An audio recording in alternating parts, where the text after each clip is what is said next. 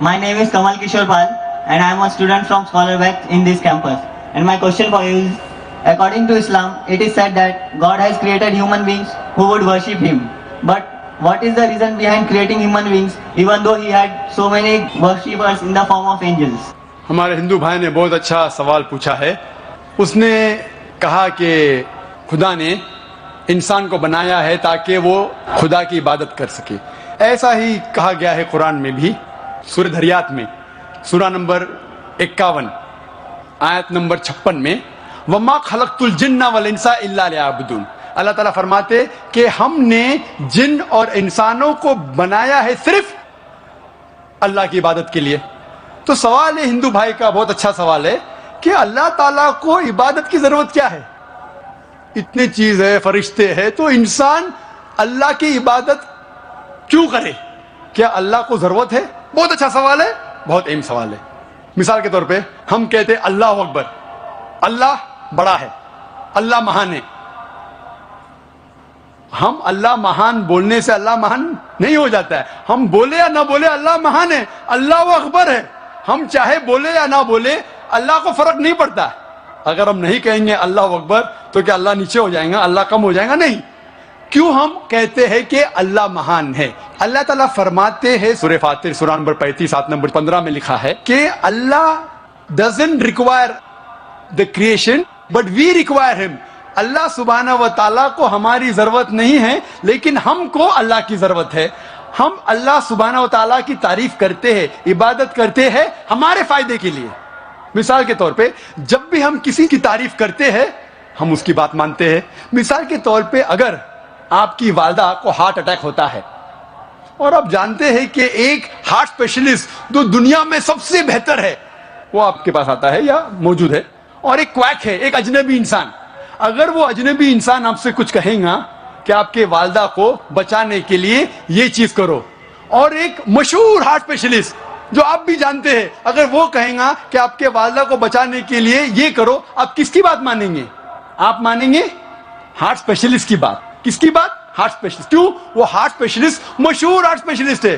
اسی طریقے سے ہم جب اللہ کی عبادت کرتے ہیں, ہم مسلمان, ہم اللہ کی تعریف کرتے ہیں, الحمدللہ رب العالمین الرحمن الرحیم مالک یوم الدین, سب تعریف کرتے ہیں اللہ کی. جب ہم تعریف کرتے ہیں کہ وہ حاکم ہے, وہ رحمت والا ہے, وہ سب سے بڑا ہے, سب سے زیادہ جاننے والا ہے, تو اللہ کو تو فرق نہیں پڑتا ہے. لیکن ہم جب ان کی تعریف کرتے ہیں اس اللہ کی, تو اللہ جو اپنی کتاب قرآن مجید میں ہدایت دے رہا ہے ہم اس کے اوپر عمل کرتے ہیں. ہم جب اس کی تعریف کرتے ہیں تو ظاہر ہے کہ اس کی ہدایت کے اوپر بھی عمل کریں گے. تو ہم تعریف کر رہے ہیں ہماری بھلائی کے لیے, ہم اس کی عبادت کر رہے ہیں ہماری بھلائی کے لیے. اللہ کو فرق نہیں پڑتا, اللہ کو ہماری ضرورت نہیں ہے, ہمیں اللہ کی ضرورت ہے. تو ہم جب تعریف کرتے ہیں ہمیں پتا چلتا ہے قرآن میں اللہ کہتے ہیں شراب مت پیو, تو ہم شراب پینا چھوڑ دیتے. فائدہ کس کا ہوتا ہے؟ اللہ کا فائدہ ہوتا ہے ہمارا. ہم بیماری سے بچتے, سیروسس آف لیور سے بچتے, کینسر آف اسوفیگس سے بچتے, کینسر آف لیور سے بچتے. میں سینکڑوں بیماری کے نام لے سکتا ہوں ڈاکٹر ہونے کے لائق, اگر آپ شراب نہیں پیتے. اللہ تعالیٰ کہتا ہے کہ جوا مت کھیلو, فائدہ کس کا ہے؟ ہمارا, اللہ کا تھوڑی. تو ہم اللہ کی عبادت کرتے ہیں ہمارے فائدے کے لیے تاکہ ہم آخرت میں سفلتا پائے. اللہ تعالیٰ کہتے ہیں سورہ ملک میں سورہ نمبر 67 آیت نمبر 2 میں, الذی خلق الموت والحیات, اللہ نے موت اور زندگی بنائی تاکہ وہ یہ جان لے کہ ہم میں سے کون اچھا ہے اور ہم اس امتحان میں سفلتا پا سکے. تو ہم اللہ کی عبادت کرتے ہیں ہمارے فائدے کے لیے, اللہ کو کوئی فرق نہیں ہوتا. Hope that answers the question. Mic number 2 سے ہمارے بھائی سوال کریں. میری گزارش ہے اس طرف اگر کوئی نان مسلم بھائی ہمارے ہیں تو پہلے ان کو سوال کرنے کا موقع دیں. میرا نام ستی سنگھ ہے. میں پہلے تو ڈاکٹر ذاکر صاحب کو دھنیہ واد دینا چاہوں گا کہ جنہوں نے آج بہت اچھی تقریر کی. میرا سوال یہ ہے, مانا جاتا ہے کہ وید یہ سب سے پرانے ہیں اور اکثر یہ کہا جاتا ہے قرآن کی جو کتاب ہے یہ پہلی اور آخری کتاب ہے, ان دونوں میں فرق کیا ہے؟ بھائی صاحب نے سوال پوچھا ہے کہ وید بہت پرانی کتاب ہے, وید پہلی آئے, قرآن بعد میں آیا, تو وید اور قرآن میں فرق کیا ہے؟ اور اب یہ بھی پوچھ سکتے ہیں کہ کیا ہم کہہ سکتے ہیں کہ وید خدا کا کلام ہے؟ وید جیسے کہ میں نے کہا میرے تقریر میں کہ لوگ کو یہ نہیں پتا کہ وید کب آیا وجود میں، لیکن اکثر ہندو اسکالرز کہتے ہیں کہ یہ تقریباً 4000 سال پرانی کتاب ہے. قرآن مجید 1400 سال پرانی ہے، تو ظاہر ہے کہ وید پہلے آیا ہے. قرآن مجید میں لکھا ہے سورہ رعد میں سورہ نمبر 13 آیت نمبر 38 میں، لِكُلِّ اجل کتاب، ہر دور میں اللہ نے ایک کتاب نازل کی. نام سے صرف 4 کتابوں کا ذکر ہے، توراہ، زبور، انجیل اور قرآن. توراہ وہ وحی ہے، وہ کتاب ہے جو اللہ تعالیٰ نے موسیٰ علیہ السلام پہ نازل کی. زبور وہ کتاب ہے، وہ وحی ہے جو داؤد علیہ السلام پہ نازل کی. انجیل وہ کتاب، وہ وحی ہے جو اللہ سبحانہ و تعالیٰ نے عیسیٰ علیہ السلام پہ نازل کی. اور قرآن مجید اللہ سبحانہ و تعالیٰ کی آخری کتاب، آخری وحی ہے جو آخری پیغمبر محمد صلی اللہ علیہ وسلم پہ نازل کی. لیکن نام سے صرف 4 کتابوں کا ذکر ہے قرآن میں، لیکن قرآن میں لکھا ہے کہ اللہ تعالیٰ نے کئی کتابیں بھیجی، صحف ابراہیم اور کئی کتابیں. تو آپ کا سوال ہے وید اور قرآن میں فرق کیا ہے؟ جتنے بھی کتابیں قرآن مجید کے پہلے آئے وہ صرف اپنے لوگوں کے لیے آئے تھے، اور وہ سارا پیغام جو کتاب میں لکھا ہے اس کتاب میں وہ محدود تھا صرف ایک وقت کے لیے. مثال کے طور پہ انجیل نازل کیا اللہ نے عیسیٰ علیہ السلام پر، صرف تھا بنی اسرائیل کے لیے، سارے انسانیت کے لیے نہیں تھا. لیکن کیونکہ قرآن مجید آخری کتاب ہے اللہ کی، وہ صرف مسلمانوں یا عربوں کے لیے نہیں، سارے انسانیت کے لیے ہے. پہلا نقطہ یہ جاننا چاہیے کہ وید کا ذکر قرآن میں نہیں ہے لفظ سے. یہ کہا گیا ہے کہ ہر دور میں کتاب آئی، تو ظاہر ہے کہ ہندوستان میں بھی شاید کوئی کتاب آئی. کون سی کتاب ہے ہمیں نہیں پتا. وید کا ذکر نہ قرآن میں ہے نہ صحیح حدیث میں. لیکن اسی لیے میں یہ نہیں کہہ سکتا ہوں کہ وید خدا کا کلام ہے، 100% نہیں کہہ سکتا ہوں، کیونکہ نام سے وید کا ذکر قرآن میں موجود نہیں. میں یہ کہہ سکتا ہوں کہ ہو سکتا ہے، میں بھی وید خدا کا کلام ہے، ہو سکتا ہے، نہیں بھی ہو سکتا، مجھے نہیں پتا. لیکن اگر وید اللہ کا کلام تھا، اگر مان لو بحث کے طور پہ if we agree for sake of argument کیا وید خدا کا کلام ہے، تو صرف وہ اس وقت کے لیے تھا اور ان لوگوں کے لیے تھا، آج کے لیے نہیں. آج ہمیں ماننا چاہیے آخری کلام، آخری کتاب قرآن مجید میں. وید اگر مان لو خدا کا کلام تھا بھی تو صرف اس وقت کے لیے تھا اور ان لوگوں کے لیے تھا. اور جتنے بھی کتابیں قرآن مجید کے پہلے آئے اس میں ملاوٹ ہو چکی ہے، چاہے وہ بائبل ہو، چاہے وہ وید ہو. ہندو دھرم کے اسکالرز کہتے ہیں وید میں بہت ملاوٹ ہے، وید میں کئی چیزیں ہیں جو میں مان نہیں سکتا صحیح ہے، کتنے ان سائنٹیفک چیزیں ہیں، کانٹرڈکشنز ہے. تو میں ڈاکٹر ہونے کے لحاظ سے یہ نہیں مان سکتا ہوں، یہ غلطیاں خدا کے نام پہ نہیں لکھ سکتا ہوں. میں نے میرے تقریر میں صرف وید کی اچھی باتیں بیان کی، جو باتیں قرآن سے ملتی ہے. قرآن کے اور ایک نام ہے فرقان. فرقان مطلب حق اور باطل کے درمیان فرق کرنے کی کتاب. تو جو چیز قرآن سے ملتی ہے ہمیں کوئی اعتراض نہیں ماننے کے لیے کہ یہ پورشن، یہ بھاگ وید کا خدا کی طرف سے ہے. لیکن پوری کتاب، جتنے بھی کتابیں قرآن کے پہلے آئے، دور کے وجہ سے، سال گزرنے کے وجہ سے ان میں ملاوٹ آ چکی ہے. لیکن قرآن میں اللہ تعالیٰ فرماتے سورہ ہجر میں سورہ نمبر 15 آیت نمبر 9 میں، ہم نے قرآن نازل کیا اور ہم قرآن کی حفاظت کریں گے. اسی لیے وید اگر خدا کی کتاب تھی اس وقت کے لیے تھی، ان لوگ کے لیے تھی. آج ہمیں ماننا چاہیے آخری کتاب قرآن مجید، چاہے آپ سعودی میں جی رہے ہیں یا امریکہ میں یا ہندوستان میں یا پاکستان میں، آپ کو ماننا چاہیے آخری کتاب اللہ کی، خدا کی قرآن. اسی طریقے سے ایک شخص نے مجھ سے پوچھا تھا کیا ہم مان سکتے ہیں کہ شری رام اور شری کرشن خدا کے بھیجے ہوئے پیغمبر ہے؟ قرآن میں آتا ہے سورہ فاتر سورہ نمبر 35 آیت نمبر 24 میں کہ اللہ نے ہر قوم کے پاس ایک پیغمبر بھیجا ہے. نام سے صرف 25 پیغمبروں کا ذکر ہے قرآن میں، صرف 25. لیکن ہمارے آخری پیغمبر محمد صلی اللہ علیہ وسلم کہتے ہیں کہ اللہ نے اس زمین پہ 1,24,000 پیغمبروں کو بھیجے ہیں. نام سے صرف 25 کا ذکر ہے. تو اگر کوئی شخص مجھ سے پوچھتا ہے کہ شری کرشن یا شری رام کیا پیغمبر ہو سکتے ہیں خدا کے، تو میں یہ کہہ سکتا ہوں کیونکہ ان کا نام قرآن میں موجود نہیں ہے، ہو بھی سکتے ہیں، نہیں بھی ہو سکتے ہیں. کچھ لوگ کہتے ہیں رام علیہ السلام. رام علیہ السلام میں نہیں کہہ سکتا، وہ پیغمبر ہو بھی سکتے نہیں بھی ہو سکتے, لیکن اگر وہ پیغمبر تھے تو صرف اس وقت کے لیے تھے اور ان لوگوں کے لیے تھے. جتنے بھی پیغمبر, آخری پیغمبر محمد صلی اللہ علیہ وسلم کے پہلے آئے, صرف ان لوگوں کے لیے تھے. آج ہمیں ماننا چاہیے آخری پیغمبر محمد صلی اللہ علیہ وسلم پہ ساری دنیا کو, ساری انسانیت کو. Hope that answers the question.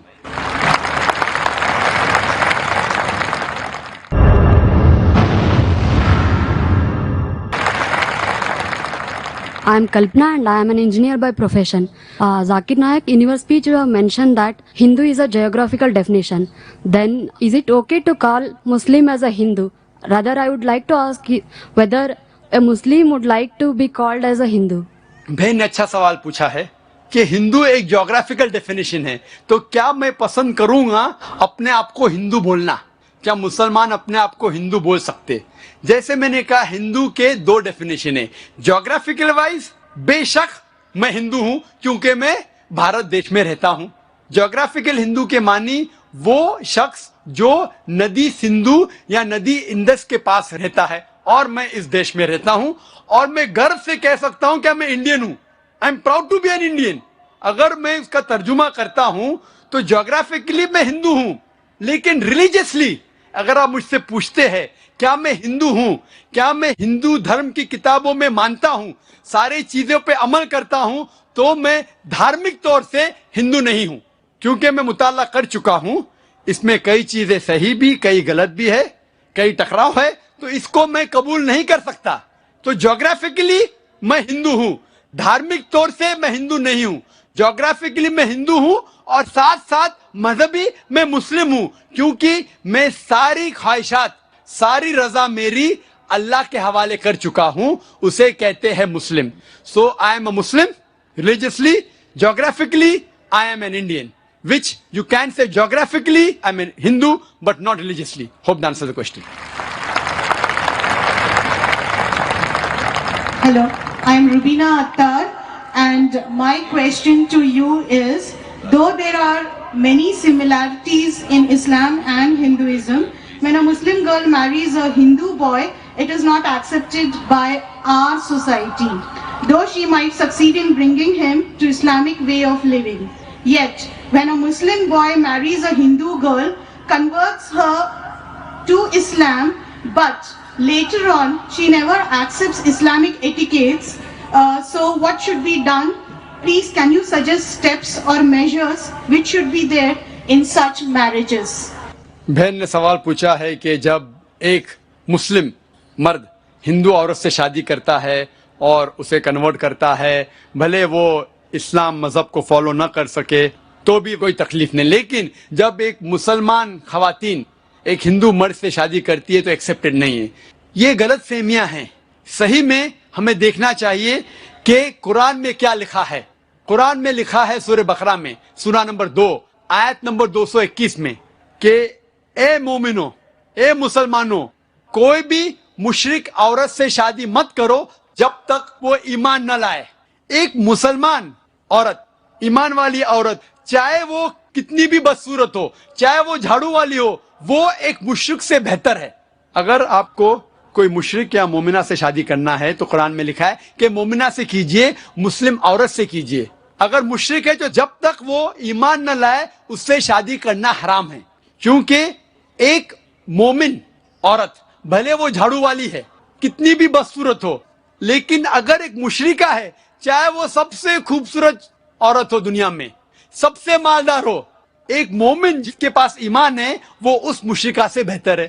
اس کے آگے لکھا ہے کہ مومن عورت, ایک مسلم عورت کوئی مشرک مرد سے شادی نہیں کرنا چاہیے تب تک جب تک وہ ایمان نہ لے کے آئے. ایک مومن مرد بھلے وہ جھاڑو والا ہو, بدصورت ہو, لیکن ایک مشرک مرد سے بہتر ہے. اسلام میں نہ کوئی مسلم عورت یا مرد کوئی بھی مشرک سے, کوئی بھی غیر مسلم سے شادی نہیں کر سکتے جب تک وہ ایمان نہ لے کے آئے.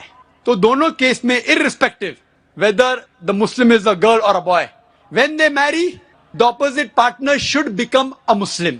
اس کی وجہ یہ ہے, مثال کے طور پہ جب گاڑی چلتی ہے, اگر گاڑی کا ایک پہیا سائیکل کا ہے اور ایک پہیا ٹرک کا ہے تو گاڑی چل ہی نہیں سکتی. اسی لیے ہم مسلمان مانتے ہیں کہ ہمارے آخرت کے لیے ہمیں اللہ پہ ایمان لانا چاہیے اور شرک نہیں کرنا چاہیے, اور جو ہدایت اس قرآن میں دی گئی ہے اس کے اوپر عمل کرنا چاہیے. اگر میرا لائف پارٹنر, اگر میری اردھانگنی بولتے بیٹر ہاف کو, بیٹر ہاف, اگر میرا بیٹر ہاف جہنم میں جائے گا تو کیسا شوہر ہوں میں؟ If I love my wife, I would like my wife to go to Jannah.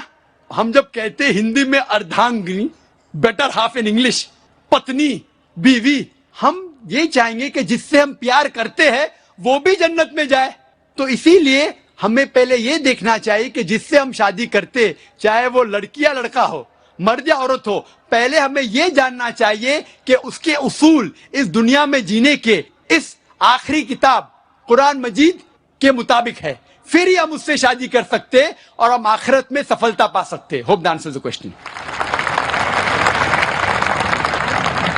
سر, میں رویندر شیڑگے اسٹوڈنٹ ہوں. آپ سے پوچھنا چاہتا ہوں کہ دونوں ریلیجس میں آپ نے اتنی سملرٹی بتائی, تو کبھی نہ کبھی یہ لوگ ایک چھت کے نیچے ہو سکتے ہیں, تو بائیفرکیشن ان میں کب سے ہوا؟ بھائی صاحب نے اچھا سوال پوچھا کہ اتنے سملیرٹیز ہے ہندو دھرم اور مذہب اسلام میں, تو یہ بائیفرکیشن کب ہوا؟ ایک چھت میں کیوں نہیں رہ سکتے تھے؟ یہ بائیفرکیشن کیا انگریز نے. میں نے تقریر کے آخر میں کہا تھا یہ انگریز اس کے ذمہ دار ہے, ان کی پالیسی تھی ڈیوائڈ اینڈ رول. نہیں تو عام طور پہ میرے بہت سے ہندو دوست ہیں, ہندو بھائی میرے دوست ہیں, کبھی مجھ سے نفرت نہیں کرتے. کئی ہندو مجھے ٹی وی پہ دیکھتے, میں ہندوازم کے بارے میں تقریر کرتا ہوں, جب مجھے دیکھتے تو میری عزت کرتے. کسٹم میں جب میں باہر دیش سے آتا ہوں, او ڈاکٹر ذاکر نائک, جو بھی کہیں گے سچ کہیں گے, سچ کے سوا کچھ نہیں کہیں گے. جیسے کہ میں کورٹ میں جا کے کتاب کے اوپر ہاتھ رکھ رہا ہوں, وہ جانتے ہیں میں مسلمان ہوں, میری ٹوپی, میری داڑھی, کوئی بھی مجھ سے یہ نہیں کہے گا کہ میں ہندو دھرم کا ماننے والا ہوں, لیکن میری عزت کرتے. کیوں؟ کیونکہ میں حق کی بات کرتا ہوں. یہ انگریز لوگ نے چنگاری ڈالی اور ہمیں بٹوایا, لیکن وہ ذمہ دار ہے, دوسرے ذمہ داری ہماری بھی ہے. اگر کوئی ہم میں جھگڑا پیدا کرنا چاہتا ہے اور ہم اس کے جال میں آ جاتے تو غلطی ہماری بھی ہے. انگریز تو چلے گئے لیکن اپنی غلط چیزیں چھوڑ گئے. اسی لیے میں کہتا ہوں پالیٹیشین سے, آپ دنگے فساد کیوں کرتے؟ لیکن میری یہ درخواست ہے کہ کم از کم آپ اپنی دھرم کی کتاب کو پڑھو. اختلاف ہے, میں یہ کہوں گا کہ ہندو دھرم اور مذہب اسلام میں اختلاف نہیں ہے تو میں سب سے بڑا جھوٹا ہوں. انٹرفیت ڈائلاگ ہوتے, سارے سرو دھرم ایک. وہ ہندو آ کے کہتا ہے کہ ہندو بھی صحیح, عیسائی بھی صحیح, اسلام بھی صحیح. عیسائی پریسٹ آ کے کہتا ہے سارے دھرم ایک ہے, ہندو بھی ایک ہے, کرسچینٹی بھی ایک ہے, اسلام بھی ایک ہے. کوئی مسلم کو پکڑتے بکرے کو اسٹیج پہ لے کے آتے, وہ مسلم بھی کہتا ہے سارے دھرم ایک ہے, ہندو بھی ایک, کرسچینٹی بھی ایک اور اسلام بھی ایک. میں کہوں گا وہ ہندو پنڈت سے کیا آپ اسلام قبول کریں گے؟ وہ کہے گا نہیں. وہ کرسچن سے کہیں گا کیا آپ ہندو بنیں گے؟ وہ کہیں گا نہیں. میں کہوں گا مسلمان سے کرسچن بنیں گے؟ وہ کہیں گا نہیں. میں یہ کہتا ہوں اختلاف تو ہے, کم از کم وہ چیز جو یکساں ہے سارے دھرموں میں اس کے اوپر کم از کم ہم عمل کریں. میری ایک درخواست ہے, کم از کم آپ اتنا مان لو کہ دنیا میں کم از کم ایک کتاب خدا کی ہے اور 100% صحیح ہے. ہندو بولے گا مجھے اعتراض نہیں, وہ ہندو کہیں گا مجھ سے مجھے اعتراض نہیں, ویدا پوری صحیح کتاب ہے. وہ کرسچن کہیں گا مجھے اعتراض نہیں بائبل کو ماننے میں, بائبل خدا کی کتاب ہے 100% صحیح. مسلم آ کے کہیں گا قرآن صحیح ہے. کسی کو اعتراض نہیں, میں کسی کو چوٹ نہیں پہنچا رہا ہوں. پھر میں کہتا ہوں کہ جو یہ تینوں کتابوں میں یکساں ہے, بائبل میں, وید میں, قرآن میں, کم از کم اس کے اوپر تو عمل کرو. بائبل میں بھی لکھا ہوا ہے, وید میں بھی, قرآن میں بھی خدا ایک ہے, نہ خدا کا لڑکا ہے, نہ خدا کا والد ہے, نہ جنا ہے, نہ کسی کو جنتا ہے. بت پرستی حرام ہے, بائبل میں بھی لکھا ہے, وید میں بھی لکھا ہے, قرآن میں بھی لکھا ہے.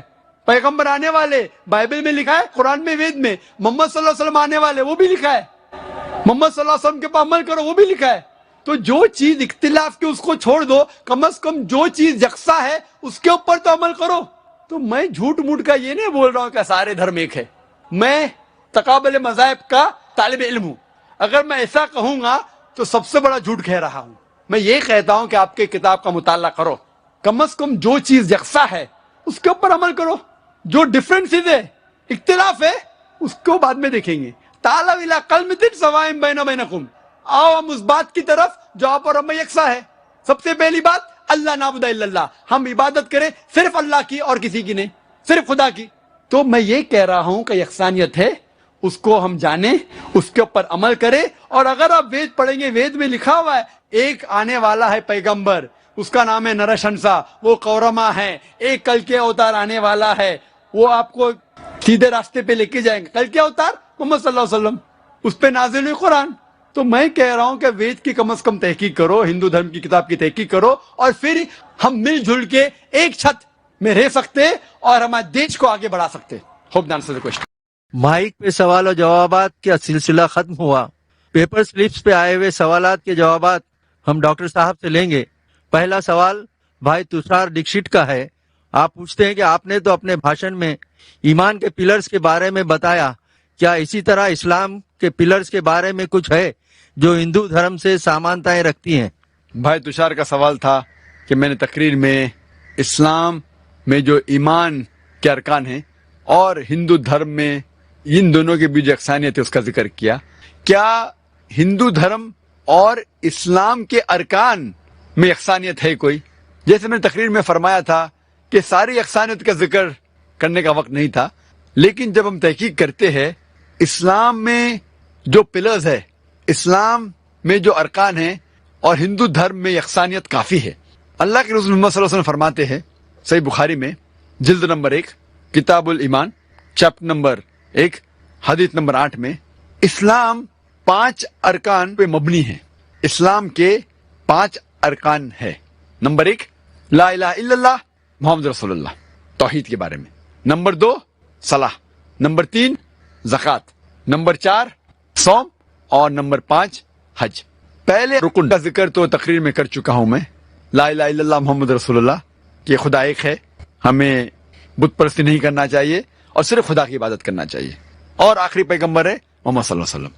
دوسرا رکن اسلام کا ہے اقیم الصلاح, ٹو اسٹیبلش صلاح. صلاح کی تفصیل کرنے کا وقت نہیں ہے, لیکن صلاح کا اہم جو بھاگ ہے وہ ہے سجدہ.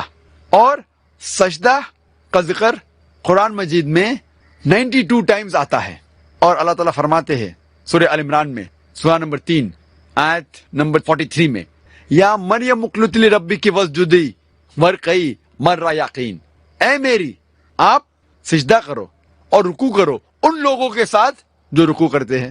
اللہ تعالیٰ فرماتے سورہ حج میں سورہ نمبر 22 آیت نمبر 77 میں, یا الذین آمنوا, اے ایمان والو رکوع کرو اور سجدہ کرو اور اللہ کی عبادت کرو تاکہ آپ سفلتا پائے. سجدہ کا کئی جگہ ذکر ہے. جب ہم ہندو دھرم کی کتاب پڑھتے ہیں, ہندو دھرم کی کتاب میں ذکر آتا ہے شاشٹانگ کا. شاشٹانگ, شاشٹانگ کے معنی کیا ہے؟ سا, اش اور انگ. س کے ساتھ آشٹ آیا ہے, آشٹ کی معنی ہے 8, اور انگ کی معنی ہے جسم کا حصہ. تو شاشٹانگ کے معنی ہے 8 جسم کے حصے. اس کا مطلب ہے جب اللہ کی عبادت کرتے ہیں, خدا کی عبادت کرتے ہیں, تو 8 جسم کے حصے لگنا چاہیے. افسوس کی بات ہے جب ہم ہندو کو دیکھتے شاشٹانگ کرتے ہوئے, وہ پورا زمین پہ لیٹ جاتا ہے, سارا بدن زمین پہ لگتا ہے, لیکن صحیح لفظ کی معنی ہے 8 حصے بدن کے لگنا چاہیے. جب ہم سجدہ کرتے ہیں تو ہمارے 8 بدن کے حصے لگتے ہیں زمین کو, ماتھا, ناک, 2 ہاتھ, 2 گھٹنے اور 2 پیر, 8 حصے. ہم جب سجدہ کرتے ہیں اسی طریقے سے عبادت کا طریقہ دیا گیا ہے ہندو دھرم کی کتابوں میں. تیسرا رکن زکوٰۃ, کہ ہر مسلمان جو 85 گرام 85 گرام سونا سے زیادہ اس کے پاس بچت ہے, اسے ہر قمری سال 2.5% خیرات میں دینا چاہیے. اور زکوٰۃ کی معنی ہے ٹو گرو, ٹو پیوریفائی, بڑھاوا, پاک کرنا. اگر ہر امیر انسان دنیا میں زکوٰۃ دے تو غریبی ہٹ جائیں گی, کوئی بھی انسان بھوک کے مارے نہیں مرے گا. اور قرآن میں آتا ہے سورہ الحشر میں سورہ نمبر 59 آیت نمبر 7 میں کہ زکوٰۃ اس لیے ہے تاکہ ویلتھ, جائیداد, مال صرف امیروں کے بیچ نہ گھومے. The wealth does not circulate only amongst the rich. اور جب ہم پڑھتے ہیں رگ وید میں کتاب نمبر 10 پاٹھ نمبر 117 منترا نمبر 5 میں لکھا ہے کہ آپ دان دو, کیونکہ پیسہ ایسی چیز ہے جو آج ایک انسان کے پاس ہے, کل دوسرے انسان کے پاس ہے. جس طریقے سے گاڑی کا پہیہ گھومتا ہے اس طریقے سے مال گھومتا ہے. خیرات کے بارے میں بھگوت گیتا میں بھی ذکر ہے، پاٹھ نمبر 16 شلوک نمبر 3 میں، اور بھگوت گیتا پاٹھ نمبر 17 شلوک نمبر 20 میں ہے کہ خیرات کرو۔ چوتھا ارکان سوم، ہر بالغ مسلمان کو جس کی صحت اچھی ہے اسے روزہ رکھنا چاہیے، کھانا اور پینا سے پرہیز کرنا چاہیے فجر سے لے کے مغرب تک اور پورے رمضان کے مہینے تک۔ اور قرآن میں ذکر آتا ہے سورہ بقرہ میں سورہ نمبر 2 آیت نمبر 183 میں 183 میں، fasting has been prescribed to you as it was prescribed to those who came before you so that you may learn self restraint۔ روزہ آپ پر فرض قرار دیا ہے جس طریقے سے پہلے لوگوں پر فرض قرار دیا گیا تھا تاکہ آپ لوگ پرہیزگار بنو۔ روزہ اسی لیے قرار دیا گیا ہے فرض تاکہ لوگ پرہیزگار بنے۔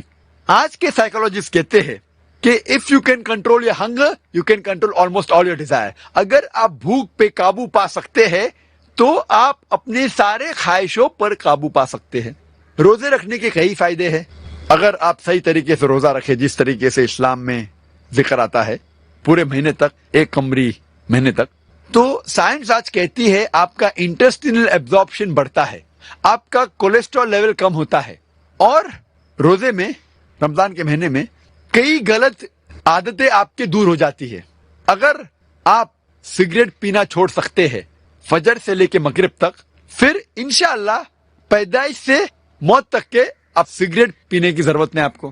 اگر آپ شراب سے پرہیز کر سکتے ہیں فجر سے لے کے مغرب تک، تو شراب کو آپ کو چھونے کی ضرورت ہی نہیں پیدائش سے موت تک کے۔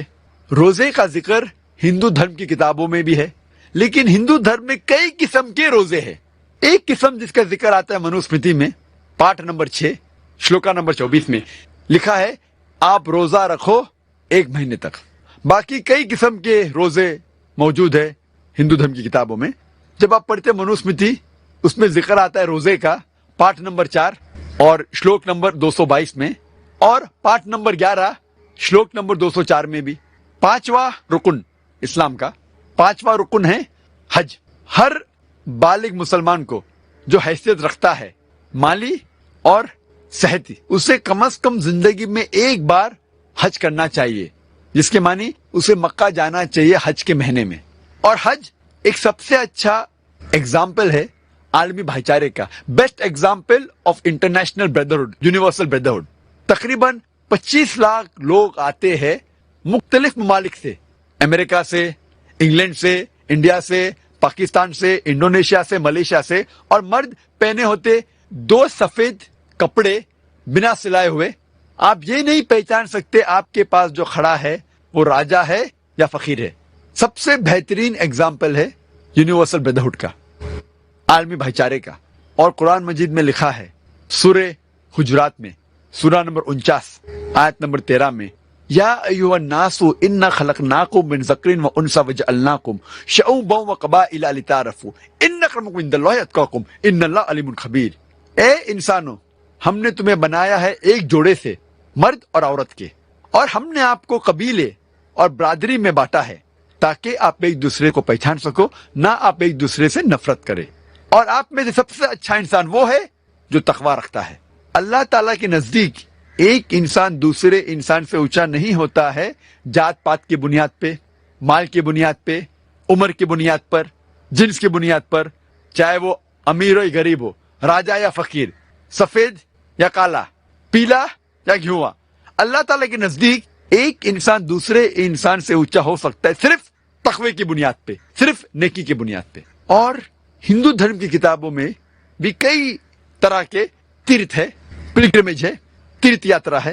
ایک ذکر ہے رگ وید میں کتاب نمبر 3 پاٹھ نمبر 29 میں منترا نمبر 4 میں، جس میں لکھا ہے کہ الیس پد پہ جاؤ جو نبھا پرتھوی میں ہے۔ الیس پد کی معنی سنسکرت میں ہے، الے مطلب خدا، سپد مطلب جگہ، خدا کی جگہ۔ اور جب ڈکشنری میں دیکھیں گے لکھا ہے الیس پد مطلب ایک تیرتھ یاترا کی جگہ، خدا کی جگہ۔ اور لکھا ہے یہ جگہ، یہ الیس پد ہے نبھا پرتھوی میں۔ نبھا پرتھوی کی معنی سینٹر آف دی ارتھ، زمین کے بیچ، اس پرتھوی کے بیچ۔ اور ہم جانتے ہیں مکہ پرتھوی کے بیچ میں، مکہ از ان دا سینٹر آف دی ورلڈ۔ اور یہ الیس پد جو خدا کی جگہ کا ذکر ہے ہمیں پتہ لگتا ہے یہ مکہ کے بارے میں کہہ رہے ہیں. اور جب آگے پڑھتے ہیں رگ وید کتاب نمبر 3 میں پارٹ نمبر 29 منترا نمبر 11 میں ہمیں یقین ہوتا ہے کہ یہ مکہ ہے. کیوں؟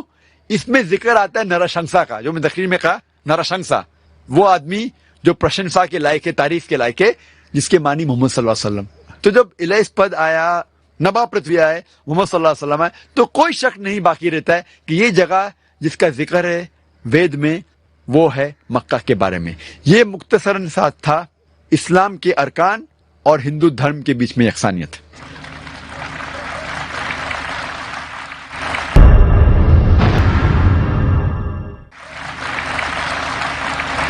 بھائی پرشوتم کا سوال ہے, ہمارے ہندو دھرم کے پنڈت آچاریہ یہ جانتے ہیں کہ وید اور ہندو دھارمک کتابوں میں مورتی پوجا منع ہے, لیکن ہم شروع میں اتنے مضبوط نہیں رہتے, اس لیے ہمارے ذہن کو کانسنٹریٹ کرنے کے لیے مورتی کی ضرورت پڑتی ہے. جب ذہن میچیور ہو جائے تب مورتی کی ضرورت نہیں. بھائی نے سوال پوچھا تھا کہ ہم جانتے ہیں ہندو دھارمک کتابوں میں لکھا ہے کہ مورتی پوجا حرام ہے, منع ہے, لیکن کیونکہ کانسنٹریشن کے لیے پہلے ہم مورتی کا سہارا لیتے ہیں, بعد میں جب ہم میچور ہو جاتے تو ضرورت نہیں. اگر مان لو جو آپ کہہ رہے صحیح ہے کہ پہلے انیشیل سٹیج میں آپ کو ضرورت ہے مورتی کی عبادت کرنے کے لیے, بعد میں جب میچور ہو جائیں گے تو ضرورت نہیں. تو میں یہ کہنا چاہتا ہوں کہ ہم مسلمان آلریڈی میچور ہو چکے ہیں, ہم کو مورتی کی ضرورت نہیں عبادت کرنے کے لیے.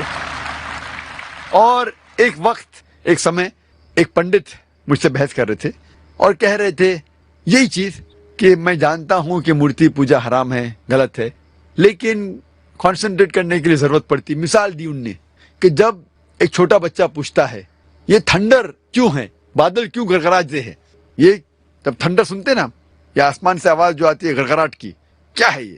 تو پنڈت کہنے لگا ہم کہتے ہیں بچے سے, کیونکہ وہ نہیں سمجھ پاتا ہے, کہ آئے ماں چکی پیستی ہے, آسمان میں آئی ماں نانی چکی پیس رہی ہے, کیونکہ بچہ ہے, کیا سمجھیں گا. تو میں نے اس سے کہا کہ آپ تو یہ جواب دے سکتے ہیں, لیکن میں یہ جواب نہیں دے سکتا ہوں, کیونکہ میں اگر میرے بیٹے سے کہوں گا کہ یہ ٹھنڈر جو ہے ٹھنڈر ہے اسی لیے کیونکہ آئی ماں چکی پیستی ہے, اور جب وہ اسکول میں جائیں گا اور چند سال بعد یہ سیکھیں گا کہ thundering is due to sudden expansion of the rapidly heated air, اس کی وجہ سے یہ تھنڈر ہے, تو وہ سوچنے لگے گا کہ ٹیچر غلط بول رہی ہے. جب اسے پتا لگے گا ٹیچر صحیح بول رہی ہے, پھر بولے گا میرا پتا جھوٹ بول رہے تھے. اسلام میں جھوٹ بولنے کی ضرورت ہی نہیں, حق پوچھنے کے لیے جھوٹ کی ضرورت نہیں. ہمیں صاف صاف کہنا چاہیے, ہمیں کہنا چاہیے اچھے انداز میں کیوں ٹھنڈر ہوتا ہے. جب غلط جواب دیں گے تو کل پکڑے جائیں گے اور پھر صحیح نہیں ہوگا. ہمیں اچھے انداز میں سمجھانا چاہیے ہمارے بیٹے کو. اگر ہمیں نہیں پتا کیوں ہے تو بولیے ہمیں نہیں پتا, لیکن آج کے بچے پوچھیں گے ابا آپ کو کیوں نہیں پتا, وہ ہمیں مجبور کرتے ہیں تحقیق کرنے پہ. تو اسلام میں سفید جھوٹ بھی جائز نہیں ہے. اور پنڈت کہنے لگا کہ انیشیل سٹیج میں جب بچہ فرسٹ اسٹینڈرڈ میں ہوتا ہے تو اس ٹائم ہم انہیں عبادت کے لیے آئیڈل کا سہارا لینے کے لیے کہتے ہیں, مورتی کا سہارا. جب وہ گریجویٹ بنتا ہے اس ٹائم اسے ضرورت نہیں پڑتی مورتی کی. تو میں اس پنڈت سے کہا جب بھی ہم میتھمیٹکس سکھاتے ہیں بچے کو فرسٹ اسٹینڈرڈ میں, بیسکس جو فنڈامنٹل سکھاتے ہیں فرسٹ سیکنڈ تھرڈ میں وہ مضبوط ہونا چاہیے. جب فنڈامنٹلز ہی غلط ہے تو عمارت تو بالکل غلط ہوگی. فنڈامنٹلز کبھی غلط نہیں ہو سکتے. میتھ جب سکھا رہے تو آپ ٹریگنومیٹری لاگرتھم وہ بعد میں سکھائیے, الجبرا, لیکن بیسک تو صحیح سکھائیے. فرسٹ اور سیکنڈ میں کہ 2+2=4. اگر میرا بچہ کہیں گا 2+2=5, میں کہوں گا نو پرابلم. آپ جب 10th اسٹینڈرڈ میں آئیں گے اس ٹائم میں کہوں گا 2+2=5=4. یہ غلط ہے. ہمیں بنیادی بات صحیح طریقے سے پڑھانا چاہیے. اور وید میں بنیادی بات ہے کہ ایشور خدا کا کوئی بھی پرتیما نہیں ہے, کوئی بھی آئیڈل نہیں ہے, کوئی بھی امیج نہیں ہے.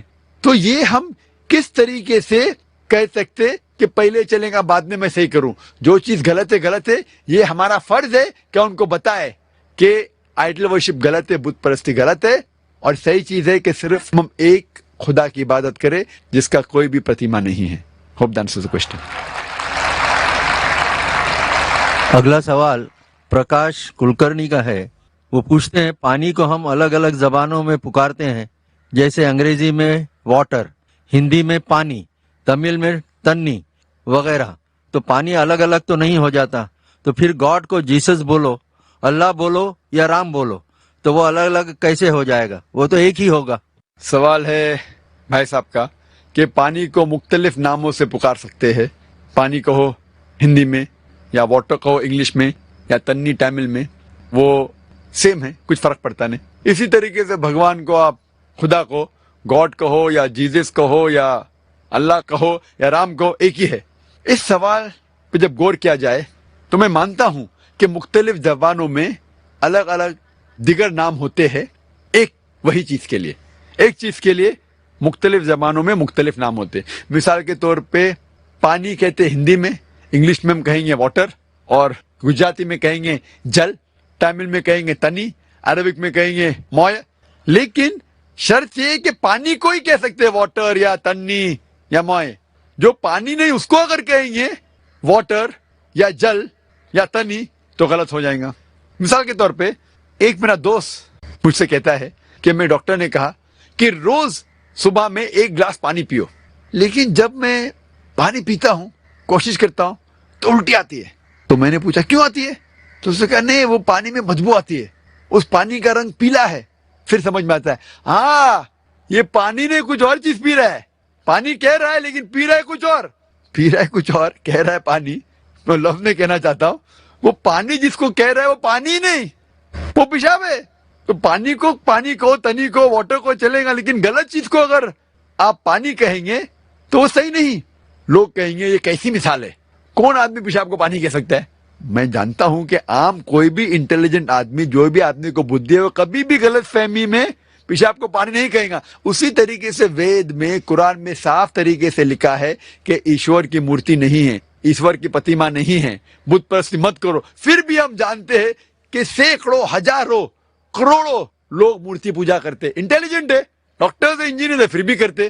اگر ہمیں کوئی چیز مختلف نام سے بلائی جا سکتی، مثال کے طور پہ سونا، ہندی میں ہم کہتے ہیں سونا، انگریزی میں کہتے ہیں گولڈ، عربی میں کہتے ہیں ذہب، لیکن جب آپ سونا خریدنے جاتے ہیں وہ آدمی سونا کہتا ہے تو آپ تھوڑی لے لیتے، آپ پہلے پرکھتے ہیں کہ وہ سونا ہے کہ نہیں۔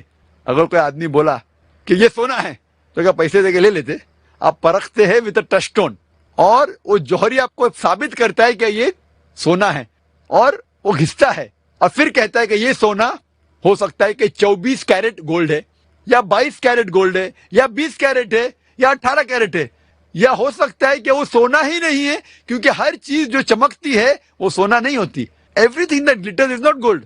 تو اسی لیے جس چیز کو آپ خدا کہتے ہیں کوئی بھی نام سے بلاؤ، اللہ تعالیٰ فرماتے سورہ اسراء میں سورہ نمبر 17 آیت نمبر 110 میں قُلِ اللہ عبد الرحمن ایما تدعو فلہ الاسماء الحسنی، آپ پکارو اللہ سے اور رحمان سے، کوئی بھی نام سے پکارو، لیکن اللہ کے سب سے بہترین، سب سے خوبصورت نام ہے۔ لیکن آپ پہلا یہ جانچ لو کہ وہ خدا اصل خدا ہے کہ نہیں، اور جانچنے کا طلسمہ جس طریقے سے میں نے تقریر میں کہا تھا ہے سورہ اخلاص سورہ نمبر 112 آیت نمبر 1 سے 4، قل هو اللہ احد، کہو کہ اللہ ایک ہے، اللہ الصمد، اللہ جو بے نیاز ہے، لم یلد ولم یولد، نہ وہ کسی کو جنتا ہے نہ کسی سے جنا ہے، ولم یکن لہ کفوا احد، اس کے جیسا کوئی نہیں ہے۔ یہ ہے 4 آیتوں کا ڈیفینیشن پرکھنے کے لیے کہ جس کو آپ خدا کہہ رہے ہیں وہ صحیح میں اصل میں خدا ہے کہ نہیں۔ جو بھی شخص کو آپ خدا مانتے ہیں اسے ٹیسٹ کیجئے، اس کا امتحان لیجئے سورہ اخلاص کی بنیاد پر۔ اگر جس کی آپ پوجا کرتے ہیں وہ سورہ اخلاص کے بتائے ہوئے 4 آیتوں کے بنیاد پہ سفلتا پاتا ہے تو وہ صحیح خدا ہے، ورنہ غلط ہے۔ Hope that answers the question. اگلا سوال پرکاش کلکرنی کا ہے۔ وہ پوچھتے ہیں پانی کو ہم الگ الگ زبانوں میں پکارتے ہیں، جیسے انگریزی میں واٹر، ہندی میں پانی، تمل میں تنی وغیرہ، تو پانی الگ الگ تو نہیں ہو جاتا، تو پھر گاڈ کو جیسس بولو، اللہ بولو یا رام بولو، تو وہ الگ الگ کیسے ہو جائے گا؟ وہ تو ایک ہی ہوگا۔ سوال ہے بھائی صاحب کا کہ پانی کو مختلف ناموں سے پکار سکتے ہیں، پانی کہو ہندی میں یا واٹر کہو انگلش میں یا تنی تامل میں، وہ سیم ہے، کچھ فرق پڑتا نہیں۔ اسی طریقے سے بھگوان کو آپ خدا کو گاڈ کہو یا جیزس کہو یا اللہ کہو یا رام کہو، ایک ہی ہے۔ اس سوال پہ جب غور کیا جائے تو میں مانتا ہوں کہ مختلف زبانوں میں الگ الگ دیگر نام ہوتے ہیں ایک وہی چیز کے لیے. ایک چیز کے لیے مختلف زبانوں میں مختلف نام ہوتے. مثال کے طور پہ پانی کہتے ہندی میں، انگلش میں ہم کہیں گے واٹر، اور گجراتی میں کہیں گے جل، تامل میں کہیں گے تنی، عربک میں کہیں گے موئے. لیکن شرط یہ کہ پانی کو ہی کہہ سکتے واٹر یا تنی یا موئے. جو پانی نہیں اس کو اگر کہیں گے واٹر یا جل یا تنی تو غلط ہو جائے گا. مثال کے طور پہ ایک میرا دوست مجھ سے کہتا ہے کہ میں ڈاکٹر نے کہا کہ روز صبح میں 1 گلاس پانی پیو، لیکن جب میں پانی پیتا ہوں کوشش کرتا ہوں تو الٹی آتی ہے. تو میں نے پوچھا کیوں آتی ہے؟ تو اس نے کہا نہیں، وہ پانی میں بدبو آتی ہے، اس پانی کا رنگ پیلا ہے. پھر سمجھ میں آتا ہے ہاں یہ پانی نہیں کچھ اور چیز پی رہا ہے. پانی کہہ رہا ہے لیکن پی رہا ہے کچھ اور، پی رہا ہے کچھ اور، کہہ رہا ہے پانی. میں لفظ میں کہنا چاہتا ہوں وہ پانی جس کو کہہ رہا ہے وہ پانی ہی نہیں، وہ پیشاب ہے. تو پانی کو تنی کو واٹر کو چلے گا، لیکن غلط چیز کو اگر آپ پانی کہیں گے تو وہ صحیح نہیں. لوگ کہیں گے یہ کیسی مثال ہے، کون آدمی پیشاب کو پانی کہہ سکتا ہے؟ میں جانتا ہوں کہ عام کوئی بھی انٹیلیجنٹ آدمی، جو بھی آدمی کو بدھی ہے، وہ کبھی بھی غلط فہمی میں پیشاب کو پانی نہیں کہے گا. اسی طریقے سے وید میں، قرآن میں صاف طریقے سے لکھا ہے کہ ایشور کی مورتی نہیں ہے، ایشور کی پتیما نہیں ہے، بت پرستی مت کرو. پھر بھی ہم جانتے ہیں کہ سینکڑوں، ہزاروں، کروڑوں لوگ مورتی پوجا کرتے. انٹیلیجنٹ ہے، ڈاکٹرز انجینئر ہے، پھر بھی کرتے. اگر ہمیں کوئی چیز مختلف نام سے بلائی جا سکتی، مثال کے طور پہ سونا، ہندی میں ہم کہتے ہیں سونا، انگریزی میں کہتے ہیں گولڈ، عربی میں کہتے ہیں ذہب.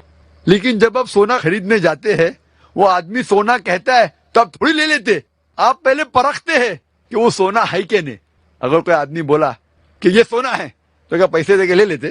آپ پرکھتے ہیں وتھ اے ٹچ اسٹون، اور وہ جوہری آپ کو ثابت کرتا ہے کہ یہ سونا ہے، اور وہ گھستا ہے اور پھر کہتا ہے کہ یہ سونا ہو سکتا ہے کہ 24 کیرٹ گولڈ ہے، یا 22 کیرٹ گولڈ ہے، یا 20 کیرٹ ہے، یا 18 کیرٹ ہے. یا ہو سکتا ہے کہ وہ سونا ہی نہیں ہے، کیونکہ ہر چیز جو چمکتی ہے وہ سونا نہیں ہوتی. Everything that glitters is not gold. تو اسی لیے جس چیز کو آپ خدا کہتے ہیں کوئی بھی نام سے بلاؤ. اللہ تعالیٰ فرماتے سورہ اسراء میں سورہ نمبر 17 آیت نمبر 110 میں قُلِ اللَّهُ عَبْدُ الرحمن ایما تدعوا فلہ الاسماء الحسنی. آپ پکارو اللہ سے اور رحمان سے، کوئی بھی نام سے پکارو، لیکن اللہ کے سب سے بہترین، سب سے خوبصورت نام ہے. لیکن آپ پہلا یہ جانچ لو کہ وہ خدا اصل خدا ہے کہ نہیں. اور جانچنے کا طلسمہ جس طریقے سے میں نے تقریر میں کہا تھا ہے سورہ اخلاص، سورہ نمبر 112 آیت نمبر 1 سے 4. قل هو اللہ احد، کہو کہ اللہ ایک ہے. اللہ الصمد، اللہ جو بے نیاز ہے. لم یلد ولم یولد، نہ وہ کسی کو جنتا ہے نہ کسی سے جنا ہے. ولم یکن لہ کفوا احد، اس کے جیسا کوئی نہیں ہے. یہ ہے 4 آیتوں کا ڈیفینیشن پرکھنے کے لیے کہ جس کو آپ خدا کہہ رہے ہیں وہ صحیح میں اصل میں خدا ہے کہ نہیں. جو بھی شخص کو آپ خدا مانتے ہیں اسے ٹیسٹ کیجئے، اس کا امتحان لیجئے سورہ اخلاص کی بنیاد پر. اگر جس کی آپ پوجا کرتے ہیں وہ سورہ اخلاص کے بتائے ہوئے 4 آیتوں کے بنیاد پہ سفلتا پاتا ہے تو وہ صحیح خدا ہے، ورنہ غلط ہے. Hope that answers the question. اگلا سوال راجیش کا ہے. وہ پوچھتے ہیں اگر اسلام کے معنی امن ہے تو کیوں جہاد یعنی قتل و غارت گری کا قرآن میں حکم ہے جبکہ ہندو دھرم میں امن کی بات کہی گئی ہے؟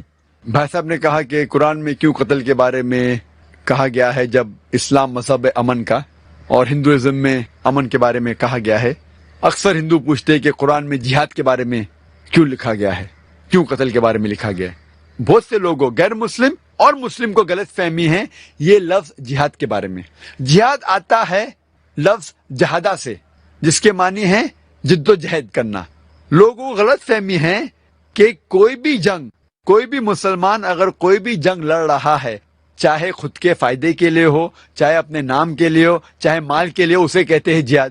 جہاد کے معنی یہ نہیں کہ کوئی بھی مسلمان کوئی بھی جنگ لڑ رہا ہے، چاہے خود کے فائدے کے لیے ہو، خود کے نام کے لیے ہو، خود کے مال کے لیے ہو. جہاد آتا ہے لفظ جہادہ سے، جس کے معنی ہے جد و جہد، ٹو اسٹرائیو، ٹو اسٹرگل. اور اسلام میں جہاد کی معنی ہے to strive against one own evil inclination, جد و جہد کرنا اپنے خود کے نفس کے خلاف، برائی کے خلاف. جہاد کے معنی یہ بھی ہوتی ہے کہ جد و جہد کرنا معاشرے کو سدھارنے کے لیے. जिहाद के मानी ये भी होती है कि जंग के मैदान में अपने आप को बचाने के लिए जिद्दोजहद करना। जिहाद उसे भी कहते हैं कि जंग करना जुल्म के खिलाफ, उसे भी कहते हैं जिहाद। लेकिन जिहाद के मानी है जिद्दोजहद। लोगों को गलत फहमी है और गलत तर्जुमा करते जिहाद का अंग्रेजी में as holy war. Holy war को अरबी में कहेंगे हर्ब मुकद्दसा, और ये अरबी लफ्ज हर्ब मुकद्दसा कुरान मजीद या हदीस में कहीं भी नहीं आ पाएंगे। ये लफ्ज होली वॉर सबसे पहले इस्तेमाल किया गया था क्रूसेडर्स के लिए, जब अंग्रेज अपना दीन, अपना मजहब फैला रहे थे तलवार के बल पर और हजारों लोग का कत्ल किया, उस टाइम कहते थे होली वॉर। आज की तारीख में ये लफ्ज इस्तेमाल हो रहा है मुसलमान के लिए, जो बिल्कुल गलत है। और जब हम पढ़ते हैं दिगर मज़ाहिब की किताबों के बारे में, लोग गलत हवाला देते हैं कुरान मजीद का और लोगों को गलत फहमी में डाल देते हैं। कई क्रिटिक्स इंक्लूडिंग अरुण शूरी, इस भारत के है, उन्होंने भी किताब लिखी वर्ल्ड ऑफ फतवास, और एक आयत को हमेशा कोट करते, सूरह तौबा सूरह नंबर 9 आयत नंबर 5। और वो कहते हैं काफी क्रिटिक्स अरुण शूरी भी कि कुरान में लिखा हुआ है सूरह तौबा सूरह नंबर 9 आयत नंबर 5 में कि जहां भी आप काफिर को पाएंगे उनका कत्ल करो। और उनका कहना है ब्रैकेट में वो कहते एज दो हिंदू लोग, जहां भी आप काफिर को पाएंगे, जहां भी हिंदू को पाएंगे आप कत्ल करो। कुरान में लिखा है। जब आप कुरान शरीफ खोलते हैं और पढ़ते हैं सूरह तौबा सूरह नंबर 9 आयत नंबर 5, उसमें लिखा हुआ है जहां भी आप काफिर को पाएंगे उनका कत्ल करो, लिखा है। लेकिन वो आउट ऑफ कॉन्टेक्स्ट है। कॉन्टेक्स्ट के लिए हमें जाना चाहिए वर्स नंबर 1 ऑनवर्ड से। सूरह तौबा सूरह नंबर 9 में आयत नंबर 1 से हम पढ़ते, उसमें पता लगता है क्या एक मुआहदा था, एक पीस ट्रीटी थी मुसलमान और मक्का के मुशरिकों के बीच, और ये पीस ट्रीटी एक तरफा मक्का के मुशरिकों ने तोड़ा था। अल्लाह ताला फरमाते हैं आयत नंबर 5 में, अगर आप अपने आप को नहीं सुधारेंगे 4 महीने में तो ऐलान जंग। और जंग की हालत में अल्लाह ताला फरमाते हैं मुसलमानों से, जब आपके दुश्मन आएंगे, जो लोग हक को छुटलाते हैं, काफिर लोग आएंगे, तो आप डरो मत, उनसे लड़ो, उनका कत्ल करो। ये आयत मैदान जंग के बारे में है। आज की तारीख में कोई भी आर्मी जनरल अपने सिपाही की हिम्मत अफजाई के लिए कहेगा कि लड़ो, दुश्मन का कत्ल करो। वो नहीं कहेगा कि भाग जाओ, वो ये नहीं कहेगा कि झगड़ा मत करो, कत्ल मत करो और मर जाओ। ये है out of context. In context में अल्लाह ताला मुसलमानों से कह रहे मैदानी जंग में कि डरो मत, झगड़ा करो। और अरुण शूरी अपनी किताब वर्ल्ड ऑफ फतवा में आयत नंबर 5 से जम मारता है आयत नंबर 7 पर। क्यों? आयत नंबर 6 में उसके बीमारी का जवाब है।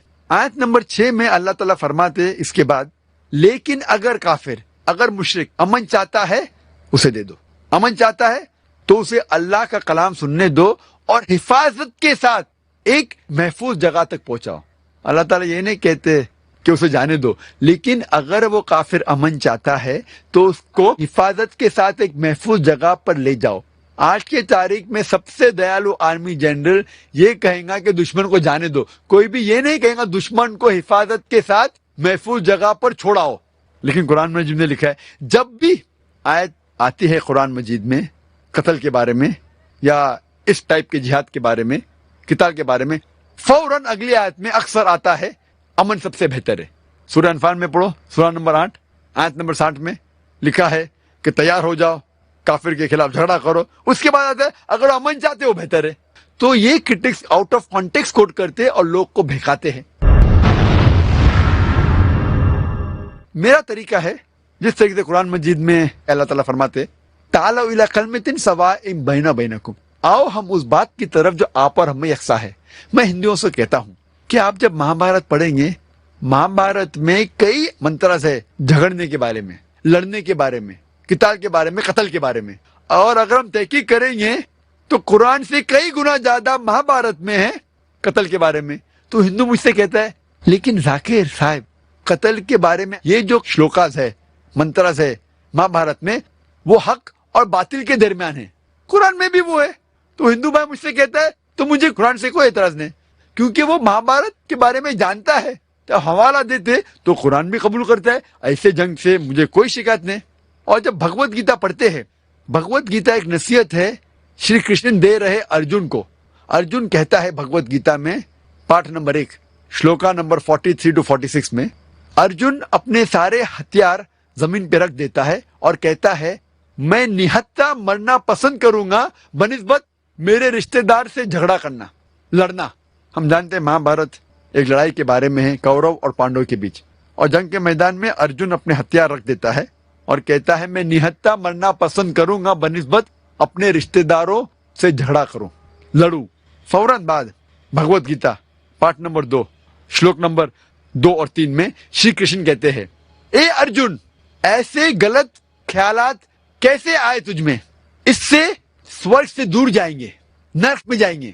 How could such impure thought come in your mind, it will take you away from the plant of heaven, how could you be so important. اور آگے پڑھتے ہیں تو لکھا ہے بھگوت گیتا پارٹ نمبر 2 میں منترا نمبر شلوک نمبر 31, 32, 33 میں شری کرشن کہتے ہیں ارجن سے, شتریہ کا دھرم ہے کہ وہ لڑے اور کامیاب ہے بلیسڈ 2 شتریہ, وہ لوگ کے اوپر اچھائی آئے, وہ شتریہ جس کو جھگڑنے کا موقع ملتا ہے, لڑنے کا موقع ملتا ہے. اگر شتریہ نہیں لڑے گا تو وہ گناہ کر رہا ہے, اگر لڑے گا تو جنت میں جائیں گا. اور بہت سے کرٹکس آف اسلام جو اسلام کے بارے میں اسلام کے خلاف کتاب لکھتے ہیں, وہ ایک حدیث پیش کرتے ہیں محمد صلی اللہ علیہ وسلم کی جو صحیح بخاری میں سے ہے, جلد نمبر 4 کتاب الجہاد پارٹ نمبر 2 حدیث نمبر 46, جس میں محمد صلی اللہ علیہ وسلم فرماتے اگر مجاہد جنگ کے میدان میں اس کا قتل ہو جاتا ہے تو جنت جائیں گا, اگر زندہ واپس لوٹتا ہے تو اسے اس دنیا کا مال ملے گا. بہت سے غیر مسلمان اس حدیث کا اعتراض کرتے کیسا دھرم ہے یہ اسلام, کیسا مذہب ہے جس میں لکھا ہے کہ اگر آپ جنگ کے میدان میں جائیں گے اور مر جائیں گے تو آپ کو جنت ملیں گی, سورگ ملیں گی, واپس آئیں گے تو آپ کو دولت ملتی ہے. جب ہم بھگوت گیتا پڑھتے, بھگوت گیتا پارٹ نمبر 2 شلوک نمبر 37 میں لکھا ہے شری کرشن کہتے ارجن سے, اے ارجن اٹھو اور لڑو, اگر جنگ کے میدان میں تمہارا قتل ہوگا تو آپ سورگ میں جائیں گے, اگر زندہ واپس آئیں گے تو اس دنیا کی دولت ملیں گی. ہو بہو جو صحیح بخاری میں محمد صلی اللہ علیہ وسلم کہتے ہیں وہی شری کرشن ارجن سے کہتے ہیں. میں یہ سوچتا ہوں کہ کیسے یہ کرٹکس آف اسلام ہے, یہ ارون شوری خود کی کتاب نہیں پڑھا, نہ بھگوت گیتا نہ مہا بھارت, اور قرآن کے بارے میں خلاف لکھنے لگا. افسوس کی بات ہے, خود کی کتاب پڑھیں گے تو جواب ملے گا. تو اسی لیے ہر مذہب میں جب ضرورت ہے کسی کا قتل کرنا غلط ہے. قرآن مجید میں ذکر آتا ہے سورہ مائدہ میں سورہ نمبر 5 آیت نمبر 32 میں, اگر کوئی بھی انسان کوئی دوسرے انسان کا قتل کرتا ہے چاہے وہ مسلم ہو یا غیر مسلم ہو, وہ ایسا ہے کہ ساری انسانیت کا قتل کر رہا ہے, صرف قتل کے بدلے قتل, یا وہ شخص اس زمین پہ فساد پھیلا رہا ہے. یہ 2 وجہ کے علاوہ کوئی بھی انسان دوسرے انسان کا قتل کر رہا ہے تو وہ ایسا ہے کہ ساری انسانیت کا قتل کر رہا ہے. اور کوئی بھی انسان دوسرے انسان کی زندگی بچاتا ہے تو وہ ساری انسانیت کو بچاتا ہے. تو قتل کرنا ایک انوسنٹ آدمی کا حرام ہے, لیکن جب وقت قتل کے بدلے قتل یا جنگ کے میدان میں جہاں ضرورت ہے ظلم کے خلاف لڑنا, تو بھگوت گیتا میں بھی اس کا ذکر ہے, مہا بھارت میں بھی, بائبل میں بھی ہے. تو اگر ہم کانٹیکسٹ پڑھیں گے تو صحیح علم آپ کو لگ جائے گا اسلام میں کیا کہا گیا ہے جہاد کے بارے میں. Hope the answers the question. Paper slip پر آئے ہوئے سوالات کا یہ آخری سوال ہے. سندیپ سوال کرتے ہیں کہ کیا ہم سب یہ نہیں جانتے کہ خدا سب کچھ کر سکتا ہے, تو پھر منشیہ کیوں نہیں بن سکتا؟ اکثر لوگ کہتے ہیں کہ خدا سب کچھ کر سکتا ہے, تو سوال ہے وہ منشیہ آدمی کیوں نہیں بن سکتا؟ بحث کے طور پہ اگر مان بھی لیتے اللہ سب کچھ کر سکتا ہے, مانتے ہیں بحث کے طور پہ, تو اللہ منشیہ کیوں نہیں بن سکتا ہے, انسان کیوں نہیں بن سکتا ہے؟ اگر خدا منشیہ بنا, انسان بنا, تو وہ خدا نہیں رہتا ہے. کیوں؟ کیونکہ خدا اور منشیہ, خدا اور انسان کی کوالٹی, صفات بالکل الگ ہے. خدا کی نہ شروعات ہے لیکن انسان کی شروعات ہے. ایک شخص جس کی شروعات ہے اور شروعات نہیں بھی ہے, یہ تو ناممکن ہے. اگر God becomes man he ceases to be God, اگر خدا آدمی بن جاتا ہے تو خدا نہیں رہتا ہے, کیونکہ خدا کی شروعات نہیں, آدمی کی شروعات ہے. How can you have a god man? ایک شخص جس کی شروعات ہے اور شروعات نہیں بھی ہے, اٹ از میننگ لیس. خدا کا انت نہیں ہے, آدمی کا انت ہے.